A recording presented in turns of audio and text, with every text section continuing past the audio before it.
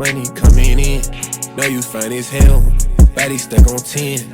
2 a.m. on my side, let me in. Man, oh man, I feel like I'm coming with like a true like crime video like every day now. Like it's like clockwork at this point. We come with parents discover their daughter is a mass killer. Okay, like I'm gonna ask y'all a genuine question. What do you do the moment you find out that your like daughter or son or like anybody in your family is like a significant like or a mass killer? What do you do? Like I don't even like. I feel like I'm gonna be scared of shit. I ain't gonna cap, cause like I think it's more scary that you know the person and like they have this act around you and they so cool and calm, collected, but on the inside they like this evil like. And then once they leave your presence, they go doing some crazy diabolical shit. This is crazy. I wouldn't know what the fuck to do. Like, you mean to tell me my daughter that I like raised and like I see basically every day, like when she leaves my presence, she going out here and killing people? What the let's get to it. Babe, what'd they tell you?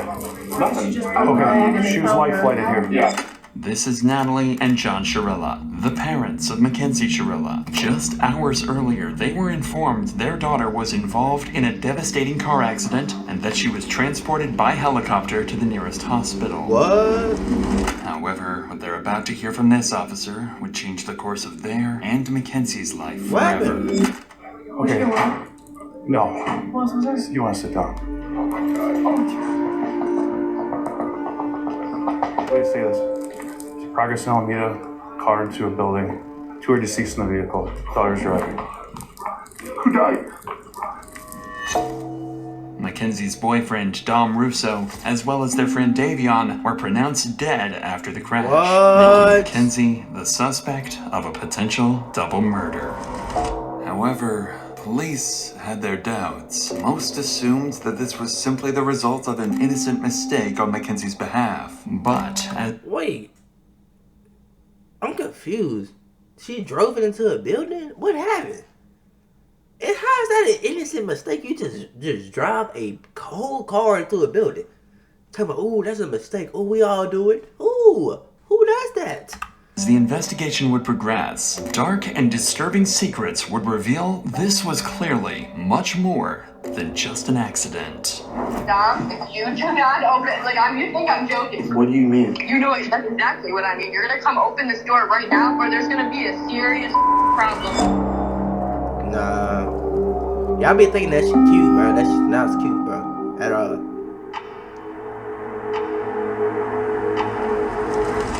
17-year-old Mackenzie Shirilla, her 20-year-old boyfriend Dominic, and their friend Davion are on their way to a high school party. With Mackenzie's 18th birthday in just 2 days, the group has decided to go out and celebrate. Okay. But what seems like a normal night out will in a few hours turn into one of Ohio's most disturbing mysteries. What the? Shawty flying. Around 2 a.m., Mackenzie and Dominic are seen smoking at the party. And at one point, Mackenzie reportedly offers the host of the party psychedelic mushrooms. This was unlike Mackenzie, as her friends had never seen her use a substance before, let alone pass them around. At 3:30 a.m., the group leaves.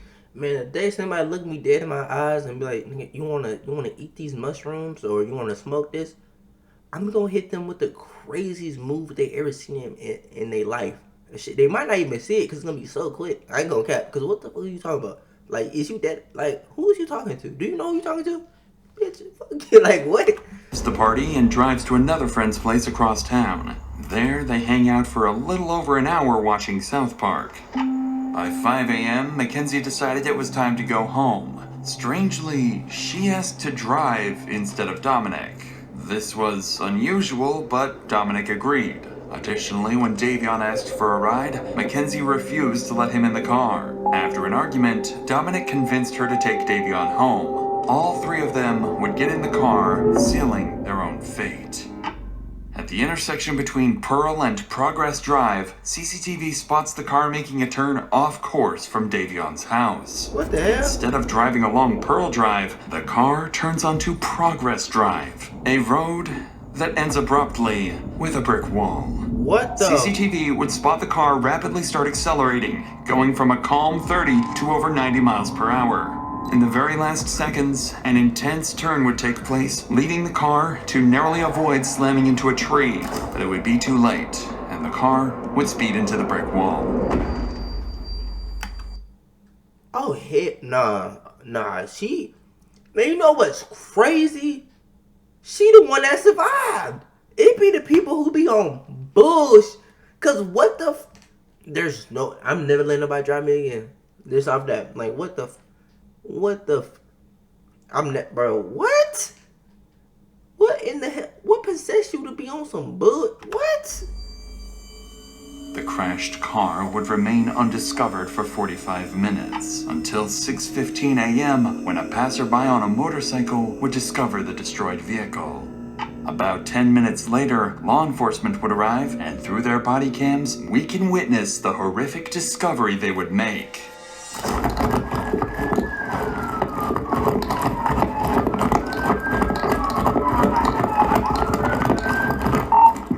No one's breathing. Bust the window out. Alright. Oh my god. You can hear my voice. Who's in here? Drivers. Bring me in.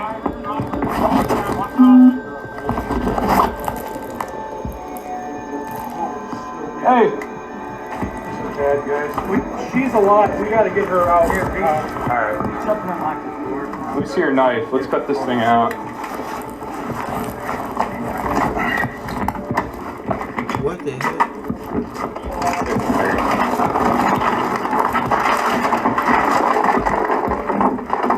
That sound nasty. I don't feel anything. I don't feel a pulse. She's breathing. I saw her stomach. Her stomach's cold. Oh, yeah. We got two there gone. Yeah. What? Okay. Jesus Christ. That's the worst I've ever seen. How old is Dominic Caruso? 17? 19? Rest in peace, buddy. Inside the car, Shout out to the cops, man. You know, they said RIP. I don't think I ever seen a cop do that. So shout out to this cop, you know, because I can only imagine, you know, being first on the scene or one of the first on the scene, and to you know, just see like 3 teens just like severely injured and 2 are gone, 1 still breathing. Like, what? I don't even know what plays through your mind at that time. But shout out to that cop for doing that. officers quickly confirmed 2 victims as deceased, 20-year-old Dominic in the front passenger seat and 19-year-old Davion in the back. But one person has survived. The driver, That's Mackenzie crazy. Shirilla. That's actually crazy. As medics and firefighters rush to tend to the victims, investigators begin trying to understand how such a devastating crash could have happened. That's when they start uncovering alarming details. It looks like they even went off the road up there. They did. But I mean, if you're hitting a building that hard, I just can't believe all the people that work up here, that are up here all night long, no one heard. They're in factory type settings. Yeah, well, And it's dark. that's insane though. Once they get her out, I'll go over to this building because I think there's a camera on the front of that building. I don't know if it's working, but I can always ask. As authorities work to save Mackenzie, the man who initially called 911 to report the incident arrives on the scene to give his side of the story. Appreciate you giving us a call. Yeah. Someone in it, obviously. Yeah. So. That's a bummer. I didn't want to get stuck, and I'm like, I don't know what's going on. Right. No, I appreciate you giving us a call. Absolutely appreciate it. They fucking were hitting it, man. Yeah. I mean, obviously, because I saw that front end. They definitely hit it hard. Fucking destroyed.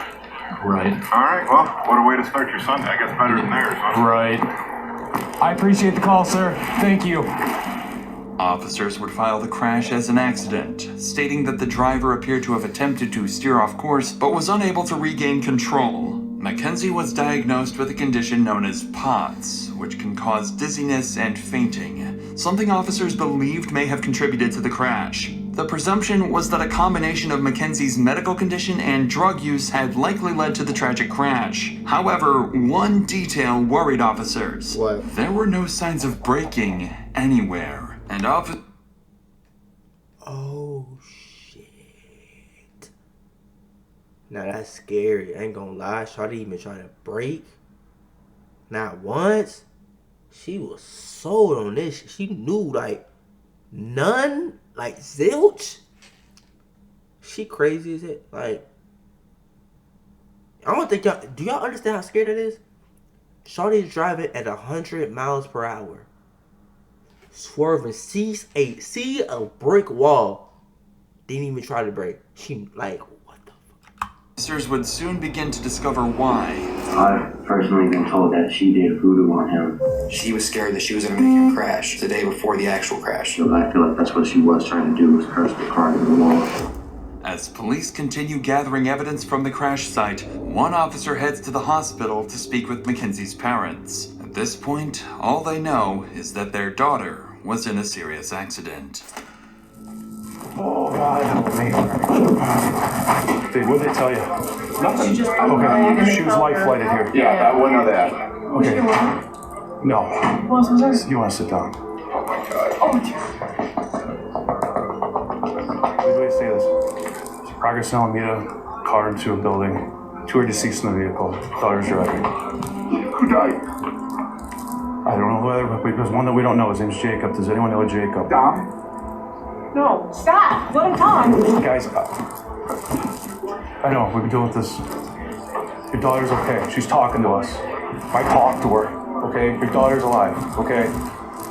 Your daughter's alive. She was driving me, okay? Who's that? Jacob and who? I think, what's the name you said? Dom? Might be. Oh my God. Stop. What's his relation to you? Okay, yeah, then Dom was in the car. Are you kidding me? It's right now, it's ongoing investigation. Speed is definitely a factor. So are drugs. Bro, as a parent, I don't know how you receive this news. Like, I hope to God, if I ever have kids, I hope they, I hope they listen. That's the main thing. Because I'm not trying to scare you, bro. I'm not trying to harm you in any type of way. I'm just trying to let you know what could possibly happen. And I just need you to listen. Because what the is this?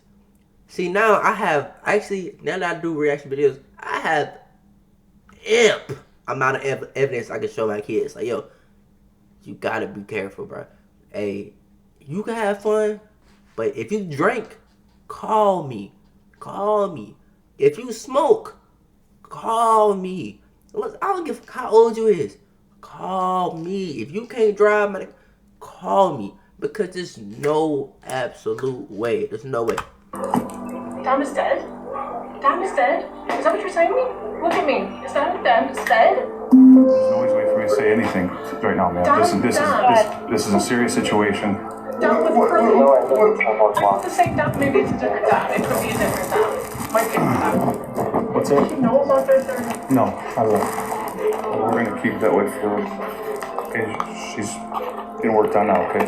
Full transparency here. There's drugs in the car. She had a bag of mushrooms on her and a scale. Full transparency, guys. I'm sorry, I'm ripping the band-aid off, okay? Drugs in the car. So she was awake but not awake, so she was not. In and out of consciousness. She was fully extracted from the vehicle. IFD. I can't even tell what car that is. I know she has a severe leg injury. Hold on, though. They go to the bathroom, boys. I'll be right back. I'm back. Let me see. Like I said, she was speaking, and she had her seatbelt on. Mackenzie was the only one in the car wearing a seatbelt, which was why she was the sole survivor. What? If her intention had been suicide, it's unlikely she would have taken that precaution. This detail would later become important to the investigation. Yeah, that would probably save her life. 100% saved her life. She had a seatbelt up. Oh. I don't believe the others did. Mackenzie's parents would take the news relatively well, relieved their daughter had survived. But officers now faced a much harder task, telling Dominic's parents. Oh my God, see this? Remember, at this point, they didn't even know their son had been in an accident, let alone that he had passed away. I have to see this? Oh my God. Hi, Christine. Hey, can I talk to you real quick? Yeah.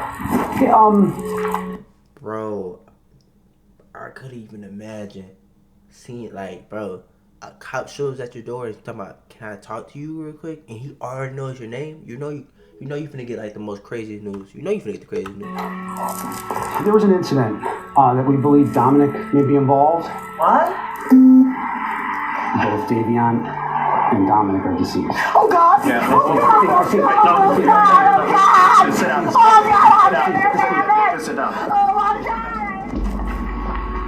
Should I take a seat? So, You know what time it happened at? no, we don't. Right now, what we do know 100% is somebody called it in, somebody passing by at around 6:15, 6:30. Oh, it what? The car was dispatched somewhere? Yeah, so what it appears that happened is they were going westbound on Progress from Pearl Road. They went... Right here in Strongsville? Yeah, in Strongsville. That business that's right at on Alameda, right where Progress ends, that's dead ends right there. They hit that building. They hit the sign out front and then they hit the building. Did they fall asleep at the wheel or something? Don't know. We don't know that. We don't know that. So 2 kids are dead, my son's dead, another kid's dead, and the girl's in the hospital? She's in surgery right now. Oh my God, huh, Chris? I mean, another family member or a friend or anybody that you might want us to call on your behalf? No. This is a fucking nightmare. Hey, somebody called in at 6:30 in the morning? Between 6:15 6:15, 6:30, yeah. Came upon it, passing it by. Yeah. Oh my gosh. This is fucking horrible. She was in her car? It was in Mackenzie's car, yeah. Yeah. Oh my gosh. Is she thinking or you guys don't know? We right now we don't know. She's in surgery right now, so we don't know. So what a fucking nightmare. 3 weeks would pass.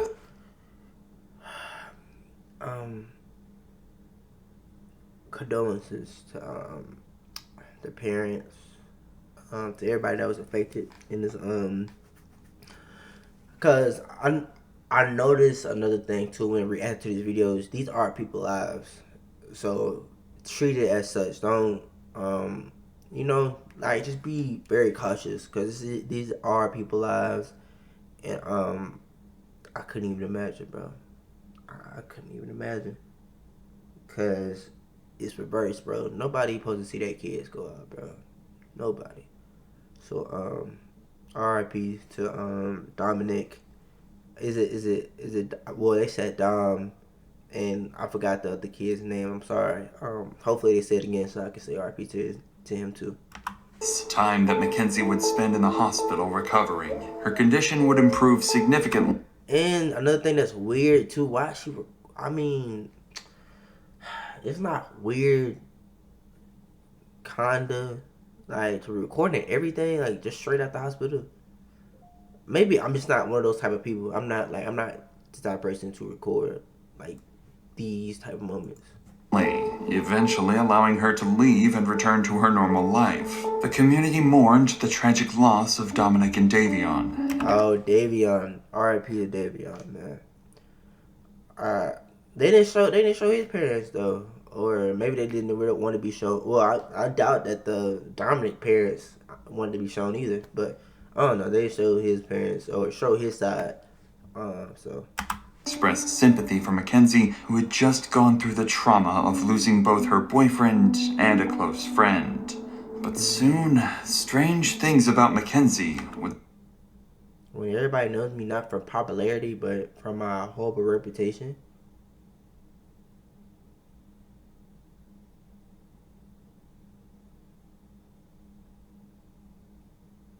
This nigga can't be serious. She can't be serious.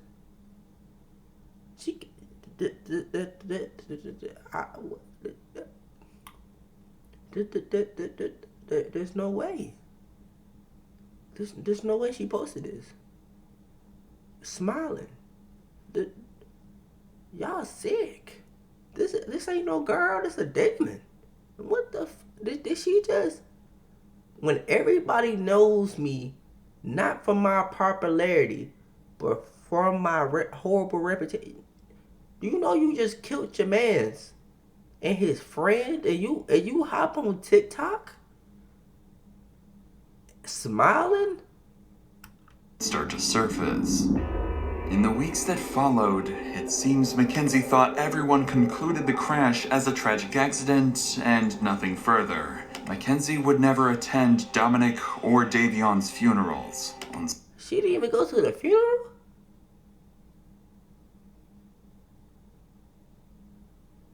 I feel like that's where it gets suspicious. Social media, she would brag about her drug use, claiming she could...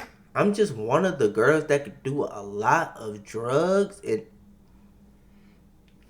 Lock her up. Lock her up. Quote, do more drugs than anyone and still live. And then, on October 31st, 2022, Mackenzie would go to her first party since the crash, and her costume for the night would be a detailed corpse with fake blood smeared across her mouth. Mackenzie's parents even went public to defend her outfit, saying she, quote, deserved to have some fun after... But playing a corpse? After she almost died?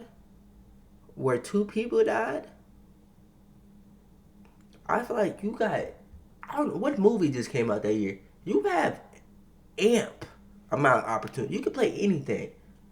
And your first idea is, say, you know what? I know what I'm gonna do. Bro, I just survived the crash, bro. You know it's gonna be hard, bro. You know what they gonna fuck with? I show up as a corpse, man.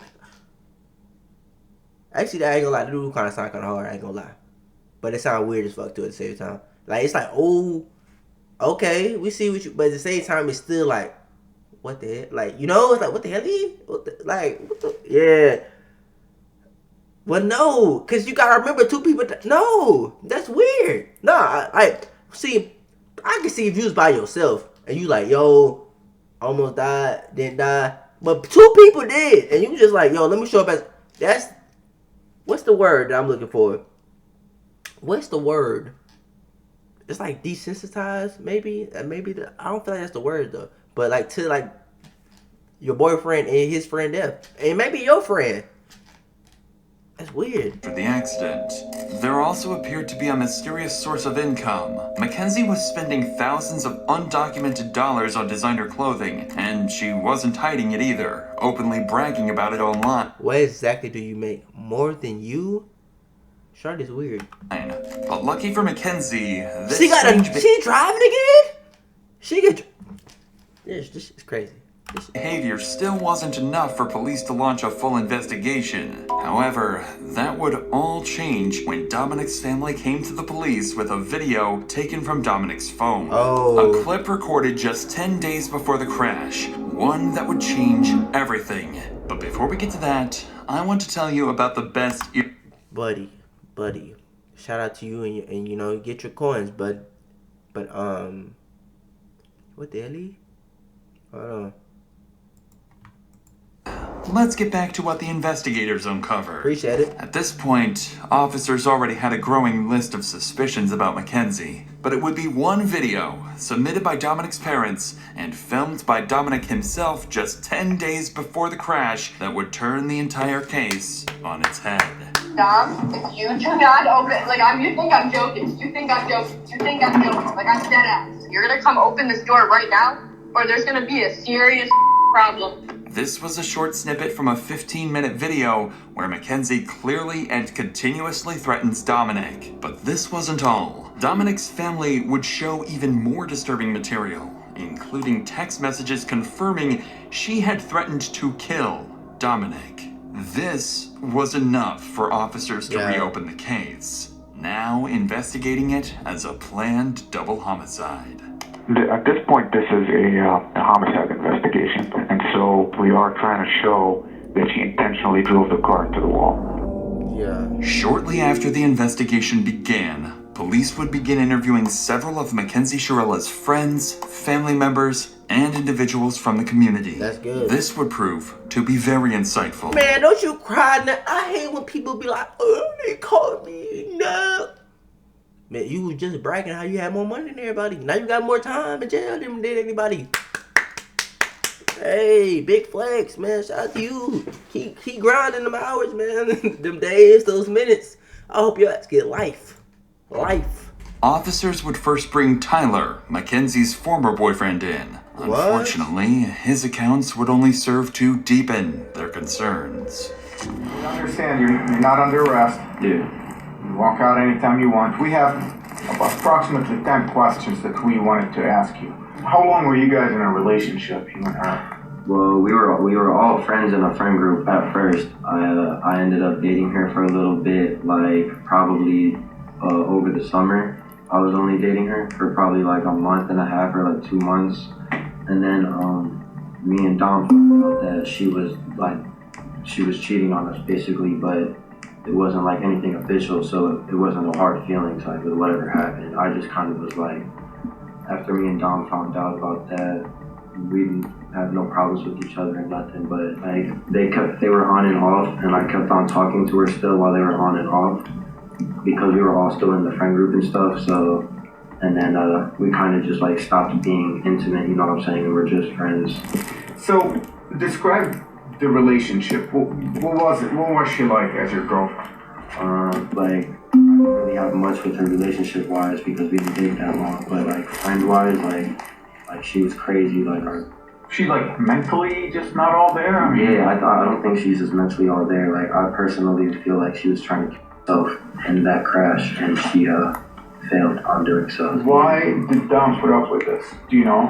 I've personally been told that she did voodoo on him. She has told people that she's put a spell on him so that he couldn't break up with her, that she had like grabbed a piece of his hair, and that she had a doll in her room for Dom, and that she had literally put a spell on him, but she would tell everyone. And like, she truly believed in that kind of stuff, and she also uses the pendulum, I know too, to try to get answers. She tries to use it now to talk to Dom. Do you think Mackenzie has it in her to drive a car into a wall? I mean, if you guys speculate that she did it on purpose, do you think she has it in her? I feel like if she thinks that she can just drive the car into the wall and not feel nothing, you know, like I feel like the only reason she survived is because of how small she is. Like, I feel like she got insanely lucky, but at the same time not lucky to have survived that, because it's like she killed 2 people. If that was what she was trying to do, but it's like I feel like that's what she was trying to do, was crash the car into the wall. By now, a far darker picture of Mackenzie's actions was beginning to take place. This is when 2 friends who had attended the party would come forward to police, claiming they had evidence that, in their view, proved the crash was no accident at all. So y'all just not showing this up? Like, why y'all didn't, like, bro, your man's died. Like, you had to, okay. I just want to show you. Oh no, explain it. So this is when they were going down Progress Drive, and then you know how there was like tire tracks before it, like on that side grass. So that's the sign. That's when it hits the sign. And then that's where she curved exactly right on. Gotcha. Missed those 2 rocks and went right into the sign, the side of it. She went right into that wall. Right. No, so you can see like the hard braking was right at the wall, and then her high speed was after the hard braking. Was 90 miles per hour. It looks like the person in the front seat tried to turn the wheel because of the fact they were going to go straight into a wall. And it doesn't say she heart broke once. It was 90 miles per hour down that whole road. And I also think because of Kenzie's and Dominic's history, that they were fighting. I think Davion went on his phone to distract himself from the fighting. Although they were on drugs, they can also still be fighting with being on drugs. While the statements were deeply concerning, investigators still didn't have enough concrete evidence to determine Mackenzie's intent. Without a documented pattern of behavior, it was still possible the crash had been a drug-induced accident. But that changed during an interview with Dominic's brother, who provided detectives with crucial information about Dominic and Mackenzie's turbulent relationship. The following video includes talk of self-harm. Viewer discretion is advised. You mentioned that anytime Dom would kind of want to break up with her, she'd kind of go crazy. Describe crazy, like what kind of crazy? Like, there is times where she called Dom and said, if you break up with me, I'm going to.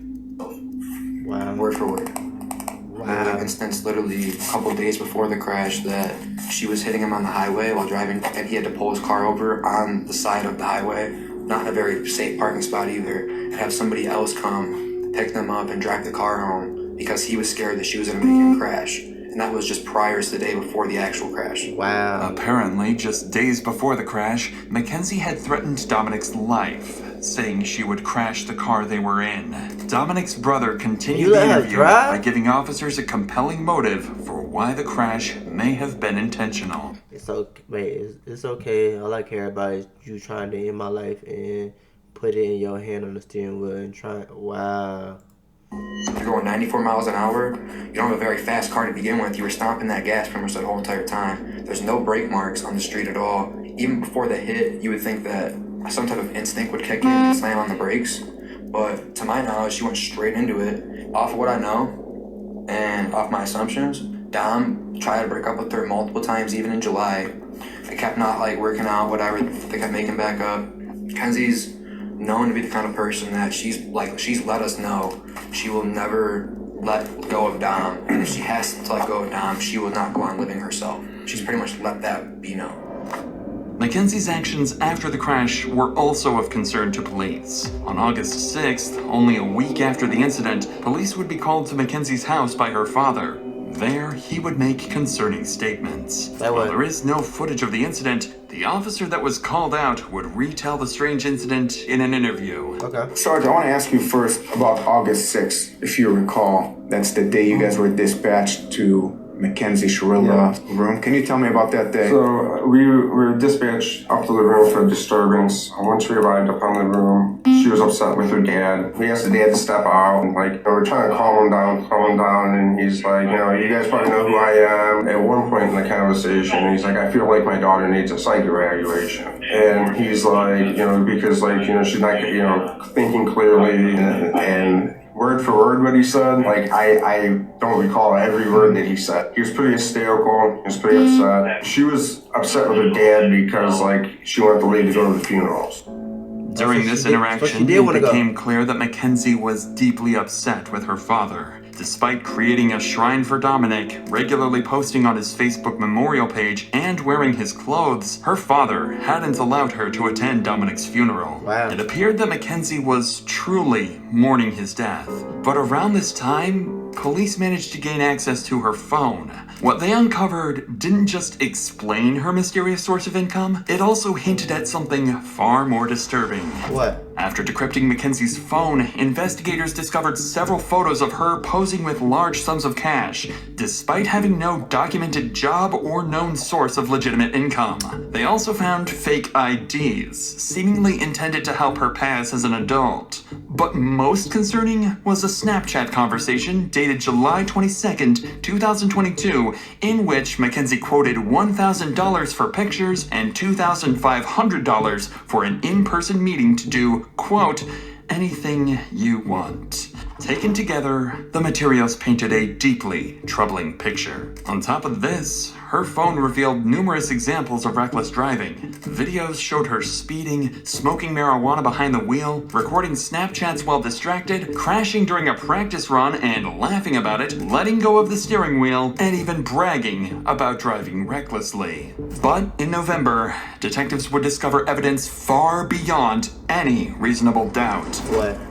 After analyzing Mackenzie's phone location data, investigators were able to retrace her movements in the days leading up to the crash. Okay. That's when they made a dark discovery. What? Just days before the incident, Mackenzie had driven down the exact same road 7 times, heading straight towards the same brick wall. She had practiced the route. Officers believed they had gathered enough evidence to prove Mackenzie had planned the murders. Crazy. On November 4th, 2022, more than 3 months after the incident, officers were dispatched to arrest 18-year-old Mackenzie Sharilla. Where is she? Right back there, pal. Hi, Mackenzie. Step out for me. I'm Detective Hazu. I'm the one who's been investigating the crash. You're under arrest for aggravated murder ×2, okay? Nobody's gonna ask you any questions. Nobody's gonna bother you. Can I have your key, please? Could you please be careful taking this one off so it doesn't break the bracelet? You got it. You got it.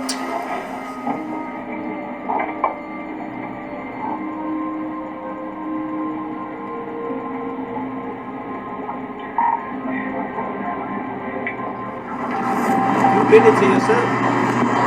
Recording. Mounted. Wi-Fi connected.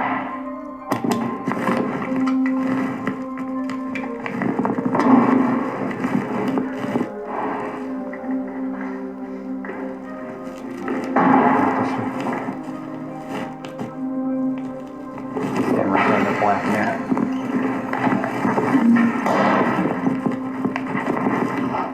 What's your first name?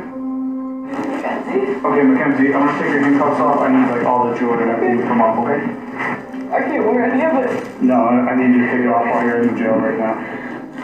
Why she seem more hurt about the taking the jury up? Mackenzie's parents would soon find out about her arrest and immediately drive to the police station Man, your and daughter did that desperately confront the police. She did that but it would all be too late. She did that I need to speak to my daughter because you guys aren't allowed to speak to her at all. That's from the lawyer. How you guys did this on the weekend is just, look, all you have to do is go, hey, there's a warrant for, we would have brought her right down here with no problem. She but unbelievable. I mean, she's 18. So the warrant was issued today.